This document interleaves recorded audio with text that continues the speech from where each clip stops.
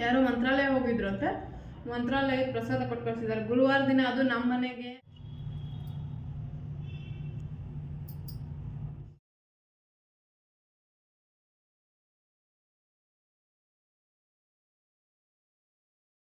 ಎಷ್ಟು ವರ್ಷದ್ದು? 11ನೇ ವರ್ಷ.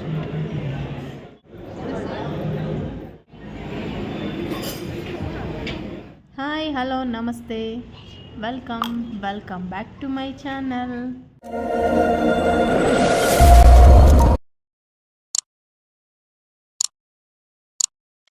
ಎಲ್ಲರೂ ಹೆಂಗದಿರಿ? ಎಲ್ಲರೂ ಆರಾಮದಿರಿ ಅಂತ ಅಂದ್ಕೊಳ್ತೀನಿ. ನಾನು ಕೂಡ ಸೂಪರ್ ಆಗಿದ್ದೀನಿ. ಬನ್ನಿ, ಇವತ್ತಿನ ವ್ಲಾಗ್ ವಿಶೇಷತೆ ನಿಮಗೆ ಗೊತ್ತಾಗಿರ್ತೈತಿ. ಹೌದು, ನಮ್ಮದು ಇವತ್ತು 11ನೇ ವರ್ಷದ, ಅಂದರೆ 10 ಇಯರ್ಸ್ ಕಂಪ್ಲೀಟ್ ಆಗಿ 11 ಇಯರ್ಸ್ ಸ್ಟಾರ್ಟ್ ಆಯಿತು. ಸೊ ಇವತ್ತು ಗುರುವಾರ ಆಗಿದ್ದರಿಂದ ಮನೇಲಿ ಸ್ನಾನ ಪೂಜೆ ಎಲ್ಲ ಮುಗಿಸ್ಕೊಂಡೆ.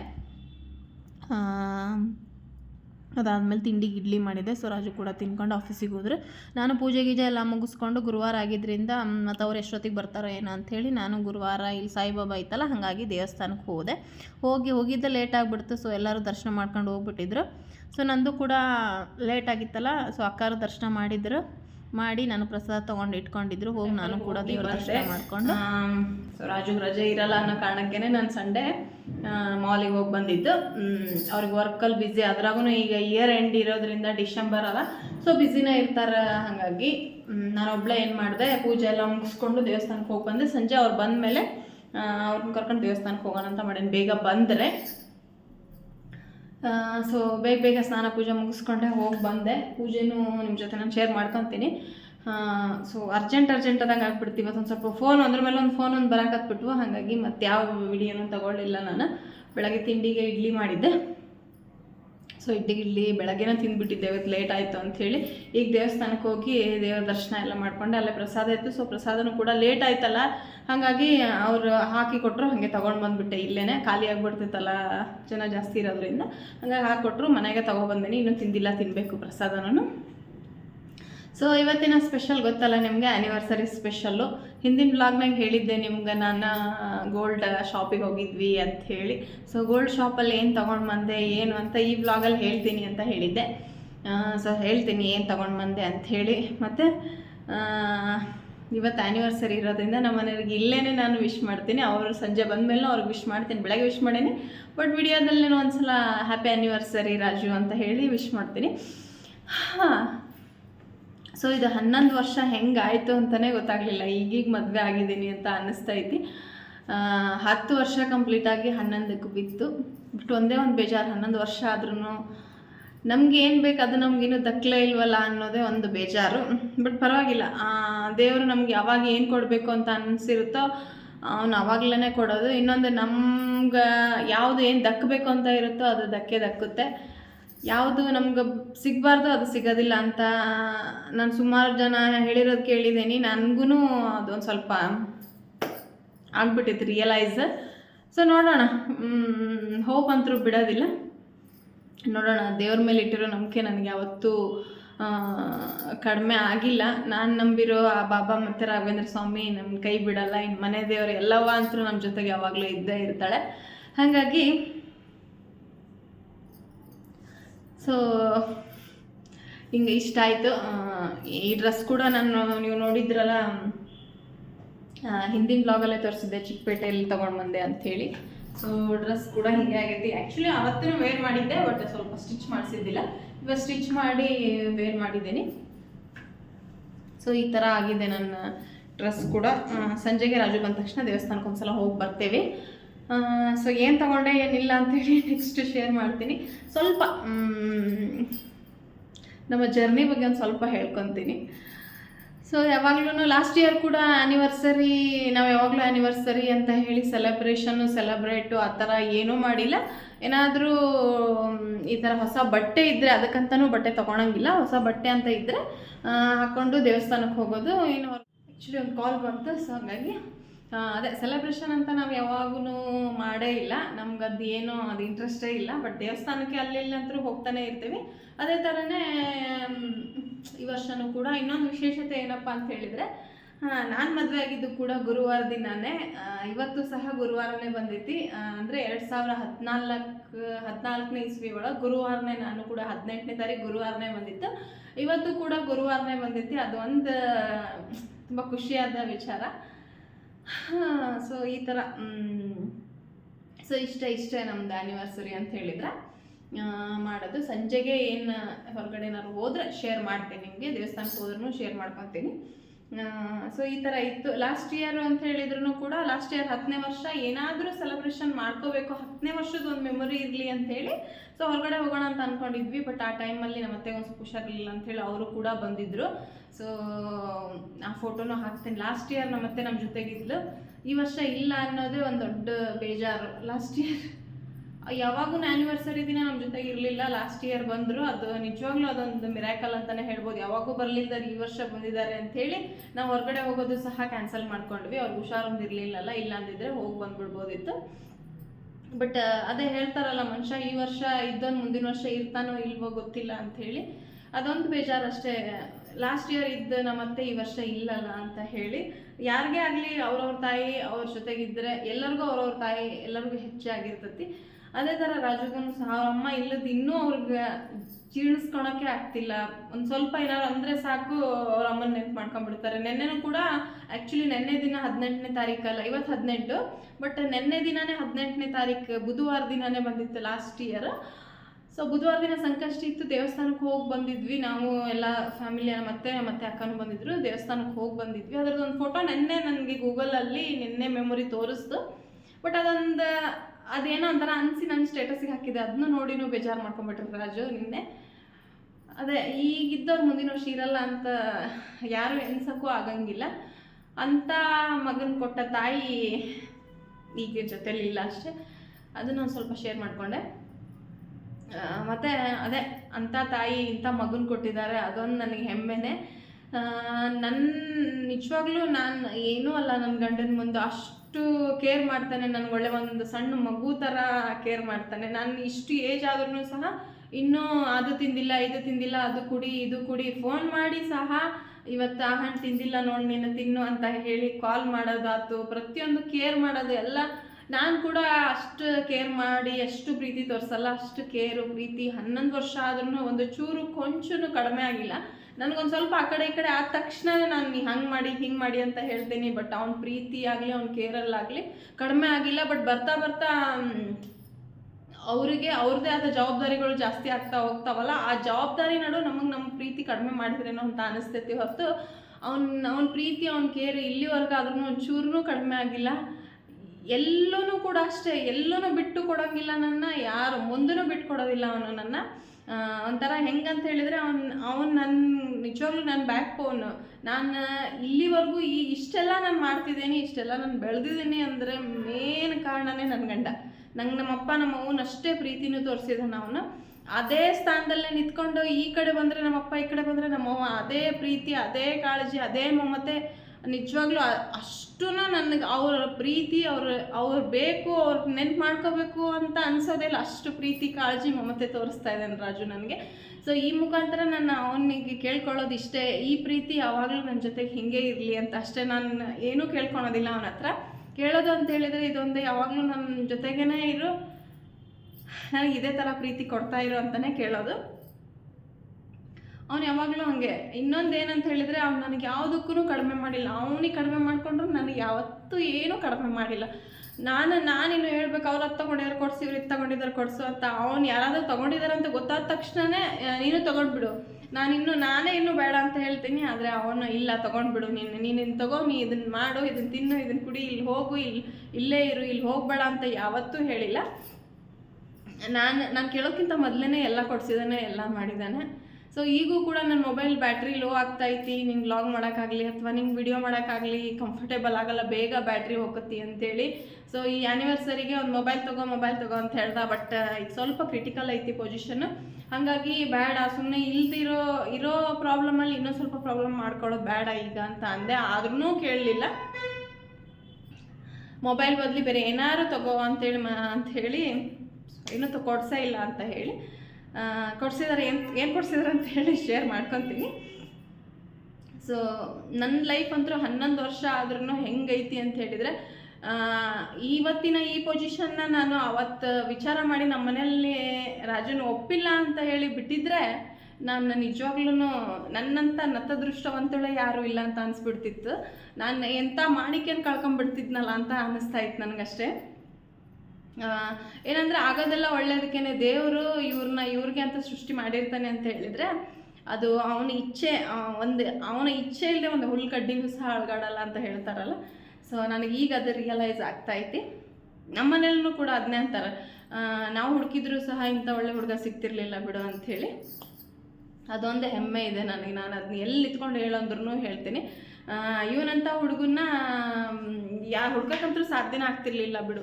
ಒಳ್ಳೆ ಪ್ರೀತಿ ಮಾಡೋನು ಸಿಗ್ಬೋದಾಗಿತ್ತು, ಬಟ್ ಈ ಥರ ಸಣ್ಣ ಮಗು ಥರ ಕೇರ್ ಮಾಡೋ ಅಂಥ ಗಂಡ ಸಿಗ್ತಿದ್ನೋ ಇಲ್ಲೋ ಅಂತ ಅನಿಸ್ಬಿಟ್ಟೈತೆ ನನಗೆ. ಅಷ್ಟು ಕೇರ್ ಮಾಡ್ತಾನೆ, ತಿನ್ನು ಉಣ್ಣು ಕುಡಿ ಅಂತ ಹೇಳಿ. ಸೊ ಅದೊಂದು ನನಗೆ ಪ್ರೌಡ್ ಫೀಲ್ ಇದೆ. ಸೊ ಯಾವಾಗಲೂ ನನ್ನ ಜೊತೆ ಹೀಗೆ ಇರು ಅಂತ ಕೇಳ್ಕೊತೀನಿ. ನನ್ನ ಒಳ್ಳೆ ಫ್ರೆಂಡ್ ಆಗಿದೆಯಾ, ಒಳ್ಳೆ ಗೈಡ್ ಕೂಡ ಆಗಿದೆಯಾ ನನಗೆ. ನಾನು ಈ ಮಟ್ಟ ಇಷ್ಟು ಬೆಳೆದೇನೆ, ಇಷ್ಟು ಮಾತಾಡ್ತೀನಿ, ನಂಗೆ ತಿಳಿದ ಮಟ್ಟಿಗೆ ಇಷ್ಟು ಇಂಗ್ಲೀಷ್ ಗೊತ್ತೈತಿ ಅಂತ ಹೇಳಿದರೆ ಅದಕ್ಕೆ ಕಾರಣನೇ ನನ್ನ ಗಂಡ. ನನಗೆ ಇಂಗ್ಲೀಷೇ ಬರ್ತಿರ್ಲಿಲ್ಲ ಆ್ಯಕ್ಚುಲಿ. ಒಂದು ಲೆಕ್ಕಕ್ಕೆ ಕಲ್ತಿದ್ದೀನಿ. ನಂಗೆ ಅಷ್ಟು ಬರ್ತೈತಿ ಅಂತೇನು ಹೇಳ್ಕೊಳಲ್ಲ, ಬಟ್ ಒಂದು ಲೆಕ್ಕಕ್ಕೆ ನನಗೆ ಮ್ಯಾನೇಜ್ ಮಾಡ್ತೀನಿ ಅಂತ ಹೇಳಿದರೆ ಅದಕ್ಕೆ ಕಾರಣನೇ ನನ್ನ ಗಂಡ. ಸೊ ಇದನ್ನು ನಾನಂತರೂ ಎಲ್ಲಿ ನಿಂತ್ಕೊಂಡು ಹೇಳಂದ್ರೂ ಹೇಳ್ತೀನಿ. So once again happy anniversary Raju. So ಬರ್ರಿ, ಆ್ಯನಿವರ್ಸರಿಗೆ ಏನು ಕೊಡಿಸಿದ್ರು ಏನಿಲ್ಲ ಅಂತ ಹೇಳಿ ಹೇಳ್ತೀನಿ. ಒಂದು ರಿಂಗ್, ಆ್ಯಕ್ಚುಲಿ ಬೆಳ್ಳಿ ರಿಂಗು ನಂದು ಡೈಲಿ ನಾನು 2 ರಿಂಗ್ ಹಾಕೊತಿದ್ದೆ, ಇದ್ರ ಜೊತೆ ಇನ್ನೊಂದು ರಿಂಗ್ ಹಾಕೊತಿದ್ದೆ. ಆ ರಿಂಗ್ ಕಟ್ಟಾಗಿತ್ತು. ಸೊ ಹಾಗಾಗಿ ಆ ರಿಂಗ್ ಕಟ್ಟಾಗಿತ್ತು ಅಂತ ಹೇಳಿ ಆ ರಿಂಗ್ನು ಹಾಕಿ ಇದೊಂದು ರಿಂಗ್ ತೊಗೊಂಡು ಬಂದೆ ತೋರಿಸ್ತೀನಿ. ರಾಜುಗೂ ಒಂದು ಬೆಳ್ಳಿ ರಿಂಗ್ ಕೊಡಿಸಿದೆ. ಅಂದರೆ ಅದು ಅವ್ರಿಗೂ ಸಹ ನಮಗೆ ಗೋಲ್ಡ್ಗಿಂತ ಡೈಲಿ ಬೆಳ್ಳಿ ರಿಂಗ್ ಹಾಕೋಬೇಕು, ಹೀಟು ಸ್ವಲ್ಪ ಕಡಿಮೆ ಆಗುತ್ತೆ ಅಂತ ಹೇಳ್ತಾರೆ, ಹೆಲ್ತಿಗೂ ಒಳ್ಳೆಯದು ಬೆಳ್ಳಿ ರಿಂಗ್ ಅಂತ ಹೇಳ್ತಾರಲ್ಲ. ಹಾಗಾಗಿ ಅವ್ರದ್ದು ಬೆಳ್ಳಿ ರಿಂಗ್ ಕಟ್ಟಾಗಿತ್ತು. ಅದಕ್ಕೆ ಅವರೊಂದು ನಾನೊಂದು ಇಬ್ಬರು ಒಂದು ರಿಂಗ್ ತೊಗೊಂಡ್ವಿ. ಸೊ ಒಂದು ಇಯರಿಂಗ್ಸು ಕೂಡ ಕೊಡಿಸಿದ್ದಾರೆ. ಆ ಇಯರಿಂಗ್ಸ್ ಯಾವುದು ಅಂತ ಹೇಳಿ ನಿಮ್ಮ ಜೊತೆ ಈಗ ಶೇರ್ ಮಾಡ್ಕೊತೀನಿ. ಸೊ ಬೆಳ್ಳಿ ಒಳ್ಳೇದಲ್ಲ, ಹಾಗಾಗಿ ಇಬ್ಬರು ಒಂದೊಂದು ರಿಂಗ್ ತೊಗೊಂಡ್ವಿ. ಅವ್ರಿಗೆ ಪಾಪ ಒಂದು ರಿಂಗ್ ಅಷ್ಟೇ ಕೊಡಿಸಿದೆ ನಾನು. ಅವ್ರು ನಂಗೆ ಒಂದು ಇಯರಿಂಗ್ಸ್ ಕೊಡ್ತಾರೆ, ಏನಂತ ಹೇಳಿ ಶೇರ್ ಮಾಡ್ತೀನಿ. ಆ್ಯಕ್ಚುಲಿ ಚೀಟಿ ತುಂಬ್ತಾ ಇದ್ವಿ. ಸೊ ಆ ಚೀಟಿ ತುಂಬಿರೋ ದುಡ್ಡಲ್ಲಿ ನಾವು ಇಯರಿಂಗ್ಸ್ ತೊಗೊಂಡೆ. ಸೊ ಆ ಇಯರಿಂಗ್ಸ್ ಏನಂತ ಹೇಳಿ ತೋರಿಸ್ತೀನಿ. ಅಡುಗೆ ಏನಾದ್ರು ಮಾಡಬೇಕು, ಏನು ಮಾಡ್ತೀನಿ ಅಂತ ಹೇಳಿ ನಿಮ್ಮ ಜೊತೆ ನಾನು ಶೇರ್ ಮಾಡ್ಕೊತೀನಿ. ಸೊ ಬನ್ನಿ. ಇಯರಿಂಗ್ಸ್ ಕೊಡ್ತೀವಿ ನೋಡಿ. ಇದೇ ಇಯರಿಂಗ್ಸ್ ನಾನು ತೊಗೊಂಡಿರೋದು. ಈಗ ಟ್ರೆಂಡಿ ಆಗಿದೆಯಲ್ಲ, ಇದು ಟ್ರೆಂಡಿಂಗಲ್ಲಿ ಇತ್ತಲ್ಲ, ಹಾಗಾಗಿ ನಾನು ಆ್ಯಕ್ಚುಲಿ ಜುಮ್ಕಿ ಅಂತೇಳಿ ಭಾಳ ಆಸೆ ಇತ್ತು ಮೊದಲಿಂದನೂ. ಬಟ್ ಜುಮ್ಕಿ ಈಗ ಅದು ಟ್ರೆಂಡಾಗಿ ಹೋಗ್ಬಿಟ್ಟೈತಿ. ಹಾಗಾಗಿ ಸೊ ಈ ಥರ ಟ್ರೆಂಡಿಂಗ್ ಇಯರಿಂಗ್ಸ್ ತಗೊಂಡೆ. ಸೊ ಹೇಗಿದೆ ಇಯರಿಂಗ್ಸ್ ಅಂತ ಹೇಳಿ ಕಮೆಂಟ್ ಮಾಡಿ. ಆ್ಯನಿವರ್ಸರಿ ಗಿಫ್ಟ್ ಇದೆ. ಸೊ ಒಂದು ಬೆಳ್ಳಿ ರಿಂಗು. ಮತ್ತು ನಾವು ಯಾವಾಗ ಬಂಗಾರ ತೊಗೊಳಕ್ಕೆ ಹೋದ್ರೂ ಆದಷ್ಟು ನಾನು ಒಂದು ರಿಂಗ್ ಆಗಲಿ ಅಥವಾ ಬೇರೆ ಏನಾದ್ರು ಒಂದು ಬೆಳ್ಳಿದು ಎತ್ಕೊತೀನಿ. ಹಾಗಾಗಿ ಮೊನ್ನೆ ಇದು ನಮ್ಮ ಅತ್ತೆದು ಅಂತ ಹೇಳಿದ್ನಲ್ಲ ಜುಮ್ಕಿ, ಅವಾಗ ತೊಗೊಂಡಾಗೂ ಅಷ್ಟೇ ನಾನು ಕಾಲುಂಗ್ರ ತೊಗೊಂಡಿದ್ದೆ. ಸೊ ಹಾಗಾಗಿ ಈ ಇಯರಿಂಗ್ಸ್ ತೊಗೋಬೇಕಾದ್ರೆ ಜೊತೆಗೆ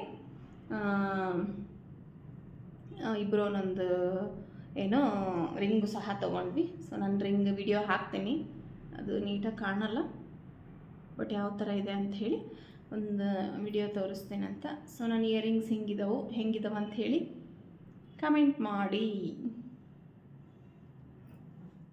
ಲೇಟ್ ಆಗಿದ್ದರಿಂದ ಪ್ರಸಾದ ಅಲ್ಲೇನು ತಿನ್ನಲಿಲ್ಲ, ಮನೆಗೆ ತೊಗೊಂಡು ಬಂದೆ. ಆಮೇಲೆ ತಿಂದ್ರಾಯ್ತು ಅಂಥೇಳಿ ಕೇಸರಿ ಬಾತು, ಪಲಾವು, ಇದೇನೋ ಮೊಸರು ಬಜ್ಜಿ ಥರ ಅಲ್ಲಲ್ಲ ಮೊಸರು ಬುತ್ತಿ ಥರ ಏನೋ ರೌಂಡಾಗಿ ಬುತ್ತಿ ಥರ ಮಾಡಿದ್ರು. ಸೊ ಅದನ್ನು ಕೂಡ ತೊಗೊಂಡು ಬಂದು ಮನೇಲೇ ತಿಂದೆ ಪ್ರಸಾದ. ಅವ್ರ ಆಫೀಸಲ್ಲಿ ಯಾರೋ ಮಂತ್ರಾಲಯ ಹೋಗಿದ್ರು ಅಂತೆ, ಮಂತ್ರಾಲಯಕ್ಕೆ ಪ್ರಸಾದ ಕೊಟ್ಟು ಕಳಿಸಿದ್ದಾರೆ ಗುರುವಾರ ದಿನ. ಅದು ನಮ್ಮ ನನಗೆ ಗುರುವಾರ ದಿನವೇ ರಾಘವೇಂದ್ರ ಸ್ವಾಮಿ ಪ್ರಸಾದ ಸಿಕ್ಕತಿ. ಇವತ್ತಿನ ದಿನ ನಿಜಕ್ಕೂ ದೊಡ್ಡ ಬ್ಲೆಸ್ಸಿಂಗೇ ನನಗೆ. ನಾನು ಇಷ್ಟಪಡೋ ರಾಘವೇಂದ್ರ ಸ್ವಾಮಿ ಪ್ರಸಾದ ನನ್ನ ಕೈ ಬಂದು ಸೇರಿದೆ ಇವತ್ತು. ಸೊ ಅದೊಂದು ಕೂಡ ಭಾಳ ಖುಷಿ ಆಗ್ತೈತಿ. ರಾಘವೇಂದ್ರ ಸ್ವಾಮಿ ನನ್ನ ಜೊತೆಗೆ ಇದ್ದಾರೆ ಅಂತ ಅನ್ನೋದಕ್ಕೆ ಇದೊಂದು ದೊಡ್ಡ ಸಾಕ್ಷಿನೇ ಅಂತಲೇ ಹೇಳ್ಬೋದು. ಅವ್ರು ಯಾರ್ದೋ ಮುಖಾಂತರ ಇವಳಿಗೆ ಕೊಟ್ಟು ಇವಳು ನಮ್ಮ ಮನೆಗೆ ತಗೊಂಡು ಬಂದು. ಸೊ ಆ್ಯಕ್ಚುಲಿ ಅವಳು ನಿನ್ನೆನೇ ಆಫೀಸಿಂದ ಬರಬೇಕಾದ್ರೆ ತೊಗೊಬಂದಾಳೆ. ಇವತ್ತು ಬೆಳಗ್ಗೆ ನಂಗೆ ವಿಶ್ ಮಾಡಬೇಕಾದ್ರೆ ಇದನ್ನು ಮತ್ತೆ ಒಂದು ಗಿಫ್ಟ್ ಕೊಟ್ಟಿದ್ದಾಳೆ. ಅವಳು ಏನು ಗಿಫ್ಟ್ ಕೊಟ್ಟಿದ್ದಾಳೆ ಅಂತ ಹೇಳಿ ಆಮೇಲೆ ನಿಮ್ಮ ಜೊತೆ ನಾನು ಶೇರ್ ಮಾಡ್ಕೊತೀನಿ. ಇವತ್ತು ರಾಘವೇಂದ್ರ ಸ್ವಾಮಿ ಪ್ರಸಾದ ಕೂಡ ನಂಗೆ ಸಿಕ್ಕೈತಿ, ನಂಗೊಂದು ದೊಡ್ಡ ಆಶೀರ್ವಾದ ಅಂತಲೇ ಹೇಳ್ಬೋದು. ಸೊ ಬರ್ರಿ. ಸೊ ಏನಾರು ಒಂದು ಸ್ವೀಟ್ ಮಾಡೋಣ ಅಂತ ಅಂದ್ಕೊಂಡು ಜಾಮೂನ್ ಮಾಡಿದ್ರಾಯ್ತು. ಏನಾದ್ರು ಬೆಲ್ಲದ ಮಾಡೋಣ ಅಂದ್ಕೊಂಡೆ, ಬಟ್ ಜಾಮೂನ್ ತುಂಬ ದಿನ ಆಗಿತ್ತು ಮಾಡಿದ್ದೆ. ಅಲ್ಲಿ ನಮ್ಮನೆ ಸಕ್ಕರೆನ ಯೂಸ್ ಮಾಡೋಕೆ ಕುಂತಿದ್ದಿಲ್ಲಲ್ಲ ಇತ್ತೀಚೆಗೆ, ಹಾಗಾಗಿ ಸಕ್ಕರೆದು ಏನೂ ಐಟಮ್ ಮಾಡಿರಲಿಲ್ಲ. ಹಾಗಾಗಿ ಜಾಮೂನ್ ಮಾಡಿದ್ರಾಯ್ತು ಅಂಥೇಳಿ ಜಾಮೂನ್ ಮಾಡಿದೆ. ಹೊರಗಡೆ ಊಟಕ್ಕೆ ಹೋಗೋಣ ಅಂಥೇಳಿ ಫಿಕ್ಸ್ ಇತ್ತು ನಮ್ಮದು. ನಾನು ರಾಜು ಮಾತಾಡ್ಕೊಂಡಿದ್ವಿ. ಸೊ ದೇವಸ್ಥಾನಕ್ಕೆ ಹೋಗಿ ಬಂದು ಅದಾದಮೇಲೆ ಹೊರಗಡೆ ಹೋಗಿ ಊಟ ಮಾಡ್ಕೊಂಬರೋಣ ಅಂತ. ಸೊ ಅವರು ಒಂದು 7 o'clock ಹಂಗೆ ಬಂದರು. ಆಮೇಲೆ ಫ್ರೆಶ್ ಆಗಿ ಇಬ್ಬರು ದೇವಸ್ಥಾನಕ್ಕೆ ಅಂಥೇಳಿ ಹೊರಟಿದ್ದೇವೆ ನೋಡ್ರಿ. ಇಲ್ಲೇ ಬಾಬಾನ ದೇವಸ್ಥಾನನ ಐತಲ್ಲ, ಹಾಗಾಗಿ ದೇವಸ್ಥಾನದಾಗ ಅರ್ಚನೆ ಎಲ್ಲ ಮಾಡಿಸ್ಕೊಂಡು ಇಬ್ಬರು ದೇವ್ರ ದರ್ಶನ ಮಾಡಿಕೊಂಡು ವಾಪಸ್ ಬರಬೇಕಾದ್ರೆ ಸ್ವಾಮಿಯವ್ರು ನಮ್ಗೆ ಒಂದು ಸ್ವೀಟ್ ಬಾಕ್ಸು, ಬಾಳೆಹಣ್ಣು, ಹೂವು ಕೊಟ್ಟರು. ಸೊ ಪ್ರಸಾದ ದೇವ್ರ ಬ್ಲೆಸ್ಸಿಂಗ್ ಹೆಂಗೆ ಸಿಗುತ್ತೆ ಅಂತ ಹೇಳಿದರೆ ಯಾವ ಮುಖಾಂತರ ಸಿಗುತ್ತೆ ಅಂತಲೇ ಹೇಳೋಕ್ಕಾಗಲ್ಲ ನೋಡ್ರಿ. ಅದಾದಮೇಲೆ ನಮ್ಮ ಯಶೋಲ್ದು ನಾನು ದೇವಸ್ಥಾನದಾಗ ಇದ್ದಾಗ ಕಾಲ್ ಮಾಡಿದ್ಲು, ನಾನೊಂದು ಹೋಟೆಲ್ನಾಗ ಟೇಬಲ್ ಬುಕ್ ಮಾಡೀನಿ, ಹೋಗಿ ಬರ್ರಿ ಅಂತ ಹೇಳಿ. ಅಕ್ಕಿನ ಬಿಟ್ಟು ಹೆಂಗೆ ಹೋಗೋದು, ಆಕೆ ಹೇಳತ್ಲೇನ ಅಂತ ಅಂದ್ಕೊಂಡು ಅಕ್ಕಿನ ಒಬ್ಬೇಕಿನ ಹೆಂಗೆ ಬಿಟ್ಟು ಹೋಗೋದು ಅಂಥೇಳಿ ಮನೆಗೆ ಬಂದು ಸರಿ ನೀನು ಬಾ ಹೋಗೋಣ ಅಂತಂದ್ವಿ. ಎಲ್ಲಿಗೆ ಬುಕ್ ಮಾಡಿದ್ದಿ? 46 hours. ಯಾವುದೈತೆ ಗೊತ್ತಿಲ್ಲ, ಇಲ್ಲೇ ಬುಕ್ ಮಾಡೋಣ ಅಂತ ಬರ್ರಿ ಹೋಗೋಣ, ಏನು ಮಾಡೋಣ ಅಂತ ಹೇಳಿ. ಬೇರೆದು ಮಾಡಿದ್ದೆ ನಿನ್ನೆ, ಅದು ಬುಕಿಂಗ್ ಫುಲ್ ಆಗೈತಿ ಅಂತ ಹೇಳಿ ಫೋನ್ ಮಾಡಿದ್ರು. ಕ್ಯಾನ್ಸಲ್. ಚಲೋ ಆಯ್ತು. ಇಲ್ಲೇ ಯಾವ್ದಾರ ಒಂದು ಅದು ಇನ್ನೂ ಚಲೋ ಇತ್ತು, ಅದು ಕ್ಯಾನ್ಸಲ್ ಆಯ್ತು. ಎಲ್ಲದು? ಇಲ್ಲೇ ಎಲೆಕ್ಟ್ರಾನಿಕ್ ಸಿಟಿ ಒಳಗೆ. ಮಾರಿ ಬಿಡುವ ನೀನು, ನಾವು ಬಂದು 10 ವರ್ಷ ಆದ್ರೆ ಇಂಥವೇನೋ ಗೊತ್ತಿಲ್ಲ ನನಗೆ. ಮಾರಿ ಬಿಡ, ಯಾರ ಮಾಡಿದ್ರು ಗೊತ್ತಾಕತಿ. ಯಾರಿಗೆ ಮಾಡಿದ್ನಿ? ಈಗ ಮಾಡಕತ್ತನಲ್ಲ ಅಕ್ಕ ಗೊತ್ತಾಗ್ತದೆ. ಏನೋ ಬುಕ್ ಮಾಡ್ಯಾಳ ಇಲ್ಲೇ ನಮ್ಮನೆ ಇಬ್ಬರಿಗೆ ಹೋಗಂತ ತಿನ್ನಕಂತ. ಹೊಸ ಡ್ರೆಸ್ ಹಾಕೊಂಬಿಟ್ರ ಮೇಡಮ್ರು.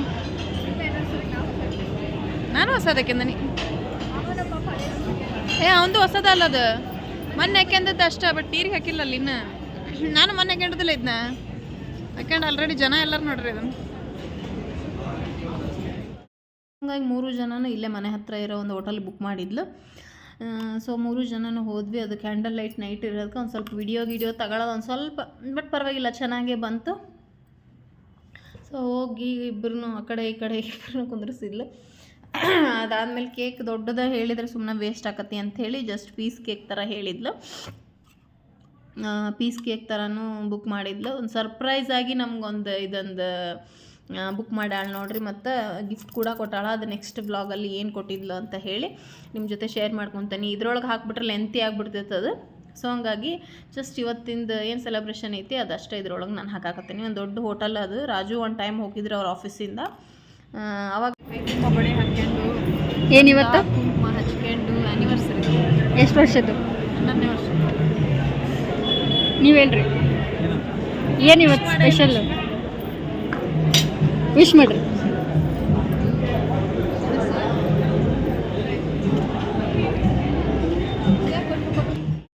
ಈ ಹೋಟೆಲ್ ಮುಂದೆ ಓಡಾಡೋ ಮುಂದೆ ನಾನು ಒಂದ್ಸಲ ಹೋಗ್ಬೇಕು ಅಂತ ಅಂದ್ಕೊಂಡಿದ್ದೆ, ಬಟ್ ಅದು ಈಗ ಕೂಡ ಬಂತು. ಅಕ್ಕಿನ ಬುಕ್ ಮಾಡಿದ್ಲು. ಒಂಥರ ಚೆನ್ನಾಗಿತ್ತು. ಇಲ್ಲಿ ನೋಡ್ರಿ ಹಿಂದೆ ಫೋಟೋ ಗೀಟೋ ಎಲ್ಲ ಚೆನ್ನಾಗಿ ಬಂದ್ವಿ ಇಲ್ಲೇ. ಅದಾದಮೇಲೆ ಒಂದು ಕೇಕನ್ನು ತರಿಸಿದ್ಲು. ಕೇಕಿನೂ ಕಟ್ ಮಾಡಿದ್ವಿ. ಸೊ ನಾನು ಒಟ್ಟಿಗೆ ಓದಿದ್ದರಿಂದ ನಮ್ಮದು ಮೇ ಬಿ 2004ರಿಂದ ಆ್ಯಕ್ಚುಲಿ ನಾವು ಒಟ್ಟಿಗೆ ಓದಿರೋದು ಅಪ್ ಟು ಡಿಗ್ರಿವರೆಗೂ. ಹಾಗಾಗಿ ಇಲ್ಲಿವರೆಗೂ 26 ಕಾಲಿಟ್ಟೈತಿ ಈಗ. ಬಟ್ ಓದಿದ್ದಷ್ಟೇ. ಬಟ್ ನಮ್ಮದು 10-11ರಲ್ಲಿ ನಾವಿಬ್ಬರು ಲವ್ ಮಾಡೋಕ್ಕೆ ಸ್ಟಾರ್ಟ್ ಮಾಡಿದ್ದೆ. ಲವ್ ಮಾಡಿ ಮದುವೆ ಕೂಡ ಆದ್ವಿ. ಮದುವೆ ಆಗಿ 11 ವರ್ಷ ನಮ್ಮ ಲೈಫ್ ಈ ಥರ ಹೋಗ್ತಾ ಇದೆ. ನಾವೇನು ಜಗಳ ಆಡೋಂಗಿಲ್ಲ ಅನ್ನಂಗಿಲ್ಲ, ಜಗಳನೂ ಕೂಡ ಆಡ್ತೀವಿ, ಅಷ್ಟೇ ಬೇಗನೆ ಮರ್ತು ಬಿಡ್ತೀವಿ. ಅದನ್ನು ಬೇಗನೆ ಮರ್ತು ಮಾತಾಡ್ಸ್ಬಿಡ್ತಾನೆ ರಾಜು. ನಾ ಸ್ವಲ್ಪ ನಾನು ಯಾಕೆ ಮಾತಾಡಿಸ್ಲಿ ಅಂತ ಅಂತಿರ್ತೀನಿ, ಬಟ್ ಅವನು ಯಾವಾಗೂ ಹಂಗೆ ಮಾಡಲ್ಲ. ಯಾರದೇ ತಪ್ಪಿದ್ರೂ ಸಹ ಬಂದು ಅವನೇ ಸಮಾಧಾನ ಮಾಡೋದು, ಅವನೇ ಮಾತಾಡ್ಸೋದು ಮಾಡ್ತಾನೆ. ಎಷ್ಟೇ ಜಗಳ ಆಡಿದ್ರು ಅಷ್ಟೇ, ಒಂದು ಸ್ವಲ್ಪ ಹೊತ್ತಿನ ಮಟ್ಟಿಗೆ ಅಷ್ಟೇ. ನನ್ನ ಫೋನ್ ಏನಾದರೂ ಸ್ವಿಚ್ ಆಫ್ ಮಾಡ್ಕೊಂಡ್ರೆ ಮನೆಗೆ ಬಂದು, ಆಫೀಸಿಂದ ಮನೆಗೆ ಬಂದು ಯಾಕೆ ಸ್ವಿಚ್ ಆಫ್ ಮಾಡ್ಕೊಂಡು ಹಂಗೆ ಹಿಂಗೆ ಅಂಥೇಳಿ ಬಂದು ಮಾತಾಡ್ಸಿ ಹೋಗ್ತಾನೆ. ಸಮಾಧಾನ ಮಾಡೋದ್ರಲ್ಲಿ ಮಾತ್ರ ಸಿಟ್ಟು, ಭಯಂಕರ ಸಿಟ್ಟೈತಿ, ನನಗಿಂತನೂ ಡಬಲ್ ಸಿಟ್ಟೈತಿ. ಅಷ್ಟೇ ಸಮಾಧಾನ ಮಾಡೋದ್ರಲ್ಲೂ ಕೂಡ ಎತ್ತಿದ ಕೈ, ಅಷ್ಟೇ ಕೇರ್ ಕೂಡ ಮಾಡ್ತಾನೆ. ಅದಾದಮೇಲೆ ಕೇಕ್ ತರಿಸಿದ್ವಿ. ಕೇಕ್ ತರಿಸಿದ್ಲಕ್ಕಿ ಪೀಸ್ ಕೇಕು. ಸೊ ಅದನ್ನ ಕೇಕ್ ಕಟ್ ಮಾಡಿ 3 ಜನನೂ ಕೇಕ್ ತಿಂದ್ವಿ. ಫುಡ್ ಆರ್ಡ್ರ್ ಮಾಡಬೇಕಾಗಿತ್ತು. ಹಾಗಾಗಿ ಕೇಕ್ ಎಲ್ಲ ಕಟ್ ಮಾಡಿ ಒಂದಿಷ್ಟು ಫೋಟೋ ಸೆಷನ್ ಅಂತೇಳಿ ಮಾಡ್ಕೊಂಡ್ವಿ. ಈಗ ಲಾಗಿಗೆ ಒಂಚೂರು ವಿಡಿಯೋ ಬೇಕು, ಫೋಟೋನೂ ಬೇಕಲ್ಲ ನನಗೆ, ಹಾಗಾಗಿ ಫೋಟೋ ಸೆಷನ್ನು ಮತ್ತು ಒಂಚೂರು ಲಾಗಿಗೆ ವಿಡಿಯೋ ಎಲ್ಲ ಮಾಡ್ಕೊಂಡ್ವಿ. ಅಲ್ಲಿ ಚೆನ್ನಾಗಿತ್ತು, ಒಂಥರ ನೈಟ್ ಡೆಕೋರೇಷನ್ ಚೆನ್ನಾಗಿ ಮಾಡಿದ್ರು ನೈಟಿಗೆ. ಆ್ಯಕ್ಚುಲಿ ಡೇ ಹೋದ್ರೆ ತುಂಬ ಚೆನ್ನಾಗಿದೆ ಇದು. ಪುಲ್ಕ ಮತ್ತು ತಂದೂರಿ ರೊಟ್ಟಿ ಮತ್ತು ಪನ್ನೀರ್ ಗ್ರೇವಿ ಏನೋ ಆರ್ಡ್ರ್ ಮಾಡಿದರು. ಅದಾದಮೇಲೆ ವೆಜ್ ಪಲಾವ್ ಒಂದು ಮಾಡಿದ್ರು. ಸೊ ಅದು ಕೂಡ ಬಂತು. ಹೋಗಿ ಒಂದೆರಡು ಫೋಟೋ ವಿಡಿಯೋ ಮಾಡ್ಕೊಂಡು ಬಂದ್ವಿ. ಮಾಡ್ಕೊಂಬರತ್ಲೇನ ಊಟ ಮಾಡಿದ್ವಿ. ಹೊಟ್ಟೆ ಅಷ್ಟೇನು ಅನಿಸಿರಲಿಲ್ಲ. ಮಧ್ಯಾಹ್ನ ದೇವಸ್ಥಾನದ ಪ್ರಸಾದ ಮತ್ತು ಲೇಔಟ್ನವರೆಲ್ಲರೂ ಸೇರಿಕೊಂಡು ಇಲ್ಲೇ ಝೂಡಿಯಾಕ್ಕೆ ಹೋಗಿದ್ವಿ. ಅದನ್ನು ನೆಕ್ಸ್ಟ್ ವ್ಲಾಗಲ್ಲಿ ನಾನು ನಿಮ್ಮ ಜೊತೆ ಶೇರ್ ಮಾಡ್ಕೊತೀನಿ. ಬಟ್ ಅದು ಯಾಕೋ 2 ಪರೋಟ ತರಿಸಿದ್ರಿಂದ ಒಂದು ಫ್ರೆಂಚ್ ಫ್ರೈ ಒಂದು ತರಿಸ್ಬೇಕು ಅನಿಸ್ತು. ಹೊರಗೆ ಹೋದಾಗ ತಿನ್ನೋದಲ್ಲ ಅಂಥೇಳಿ ನಾನು ಕೂಡ ತರಿಸ್ಕೊಂಡು ತಿಂದು ಎಲ್ಲ ಊಟ ಗೀಟ ಮುಗಿಸ್ಕೊಂಡು ಅಲ್ಲೇ ಏನೋ ಕ್ರಿಸ್ಮಸ್ಗೆ ಅಂತ ಚೆನ್ನಾಗಿ ರೆಡಿ ಮಾಡಿದ್ರು. ಅಲ್ಲೊಂಚೂರು ಫೋಟೋ ವಿಡಿಯೋ ಎಲ್ಲ ಮಾಡ್ಕೊಂಡ್ವಿ. ಸೊ ನನ್ನ ಆ್ಯನಿವರ್ಸರಿ ವ್ಲಾಗ್ ಇಷ್ಟ ಆಗಿತ್ತು. ಸೊ ವಿಡಿಯೋ ಏನಾರು ಇಷ್ಟ ಆದರೆ ಲೈಕ್ ಮಾಡಿ, ಕಮೆಂಟ್ ಮಾಡಿ, ಶೇರ್ ಮಾಡಿ. ಹಾಗೆ ಪಕ್ಕದಲ್ಲಿರೋ ಬೆಲ್ ಬಟನ್ ಕೂಡ ಕ್ಲಿಕ್ ಮಾಡಿ. ಯಾರಾದರೂ ಹೊಸಬ್ರು ಹಾಗೆ ವಿಡಿಯೋ ನೋಡ್ತಾ ಇದ್ದರೆ ಒಂದು ಸಬ್ಸ್ಕ್ರೈಬ್ ಮಾಡಿಕೊಂಡು ವಿಡಿಯೋ ನೋಡಿ. ನೆಕ್ಸ್ಟ್ ವ್ಲಾಗಲ್ಲಿ ಇವಳು ಕೊಟ್ಟಿರೋ ಗಿಫ್ಟು ಮತ್ತು ಲೇಔಟ್ನವರು ಏನೋ ಶಾಪಿಂಗಿಗೆ ಹೋಗಿರೋದು ವ್ಲಾಗ್ನ ನಾನು ಅಪ್ಲೋಡ್ ಮಾಡ್ತೀನಿ. Thank you for watching.